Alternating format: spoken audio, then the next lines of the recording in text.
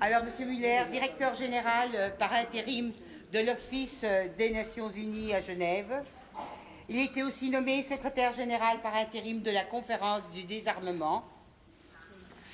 Monsieur Møller apporte à toutes ces positions une richesse de grande expérience après avoir servi pendant plus de 30 ans en tant que fonctionnaire international à l'ONU. Il était aussi directeur exécutif de la fondation de Kofi Annan. Monsieur Møller, s'il vous plaît.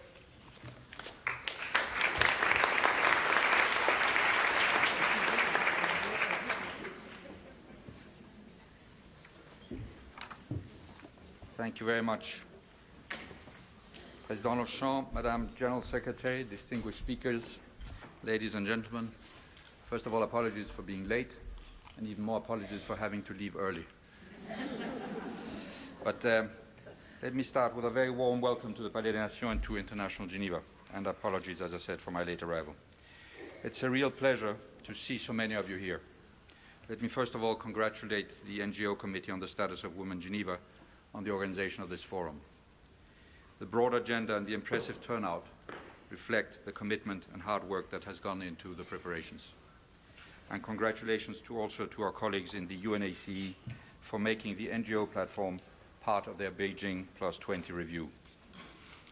A special welcome to President Longchamp, and a warm thank you for the strong continued commitment of the Canton of Geneva to the work of the United Nations and all our partners here in International Geneva.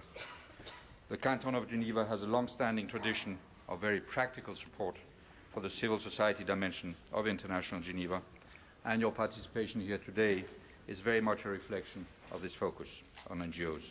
Thank you, Mr. President, for this much appreciated support. We rely on the commitment of all of you in taking forward women's empowerment and gender equality in the ECE region and across the world.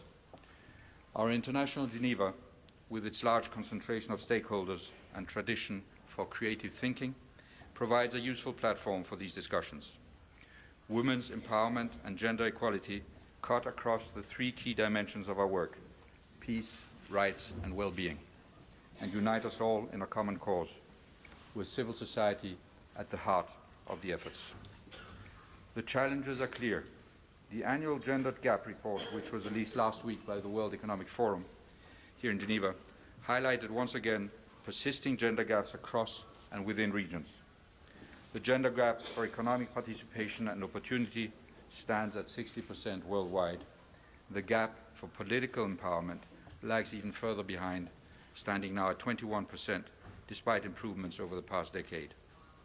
The sad and unacceptable reality is that a baby girl born today will still have to confront inequality and discrimination no matter where she lives, in different forms and in different measure. I welcome, therefore, your focus on empowerment of women in situations of vulnerability, in conflict, as refugees and displaced persons, as migrants, in the context of violence and violations of human rights. These are situations where women are often most at risk, and these are situations where we are still grappling with how we can best support them. This also came through clearly in the open debate in the Security Council last week on women, peace and security, which highlighted, once again, the challenges emanating from a combination of unparalleled levels of displacements and long-running crisis.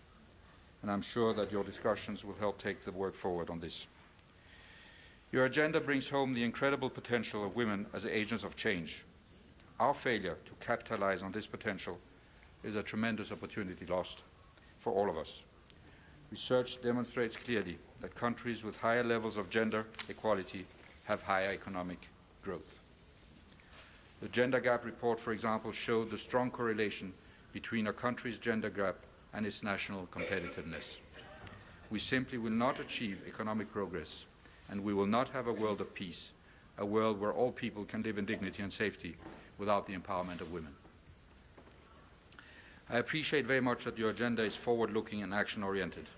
We all know the challenges. Most important is what we can do to overcome them and how we can do it.